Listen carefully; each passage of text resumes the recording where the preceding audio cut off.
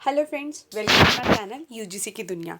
तो एनटीए ने अपना पीएचडी इंटरव्यू शेड्यूल जारी कर दिया है। ये जेएनयू, डीयू, बीएचयू में पीएचडी के एडमिशन के लिए जारी हुआ है।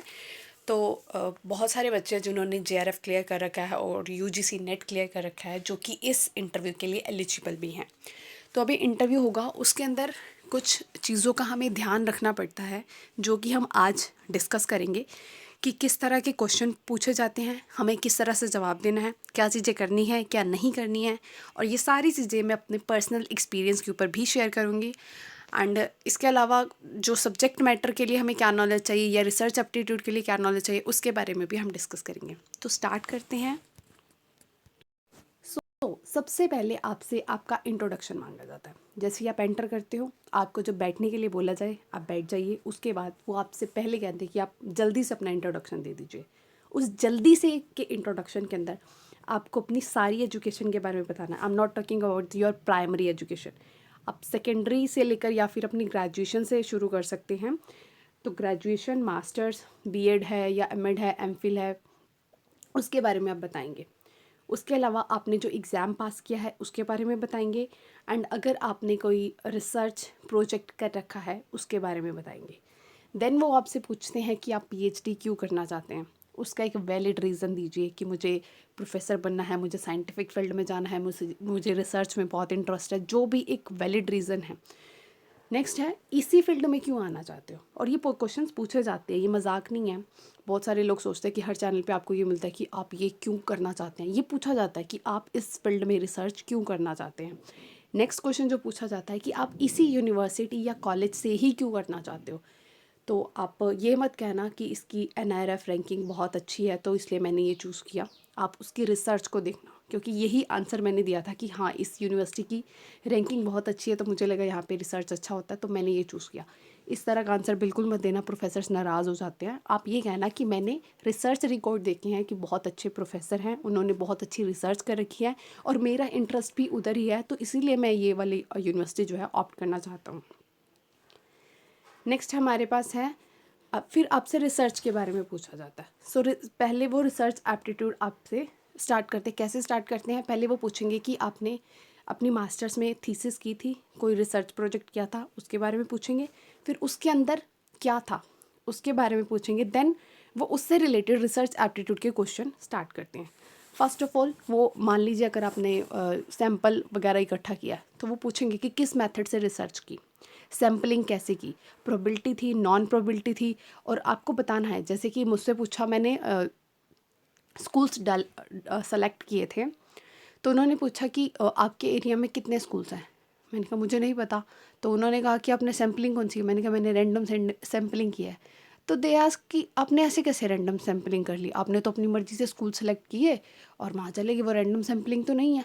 तो बेशक उस टाइम पर रिसर्च में आपको ना पता हो कि आपने कितनी कंपनीज ली है, कितने स्कूल लिए हैं, या जो डाटा था वो एक्चुअल में टोटल में कितना है वो आपको नहीं पता था, लेकिन इस टाइम पर आप पूरा जान के जाइए कि मैंने जो डाटा लिया है उस टाइम पर इतना डाटा था, उसमें से मैंने इतना रैंडमली सेलेक्ट कर लिया, मैंने लॉटरी मेथड से सेलेक्ट किया या ऐसे ही सेलेक्ट किया। जौन सा भी मेथड आपने चूज़ किया, भी रैंडम प्रोबेबिलिटी है, नॉन प्रोबेबिलिटी सैम्पलिंग है, कोटा है, क्लस्टर है, जो भी सैम्पलिंग की है उस सैम्पलिंग के बारे में अच्छे से पढ़िए। इसके अलावा दूसरी सैम्पलिंग के बारे में आपको पता होना चाहिए।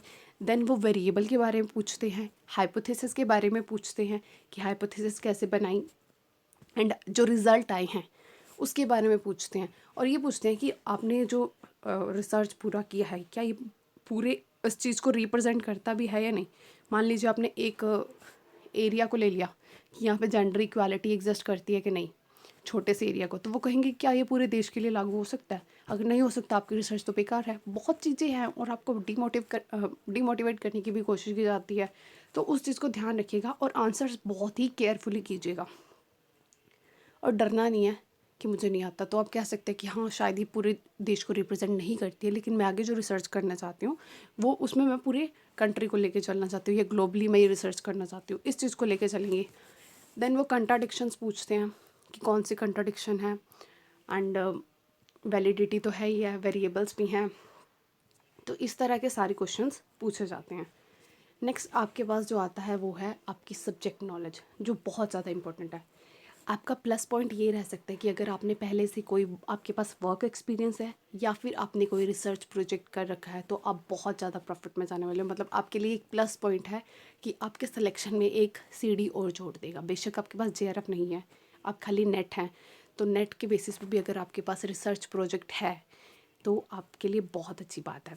ये मैक्सिमम क्वेश्चन जो आपसे पूछे जाएंगे वो उसी रिसर्च प्रोजेक्ट से पूछे जाएंगे या फिर जो आपने थीसिस की थी ड्यूरिंग योर मास्टर्स वहाँ से आएंगे। तो वहाँ पे भी यही है कि इसी वाले टॉपिक को क्यों चूज़ किया, तो आपके रिज़ल्ट जो हैं वो किस तरह से आप उन रिज़ल्ट को रिप्रेजेंट करते हो, आपने कौन सा मेथड कौन सा टूल यूज़ किया है, और सब्जेक्ट के डीपली क्वेश्चन।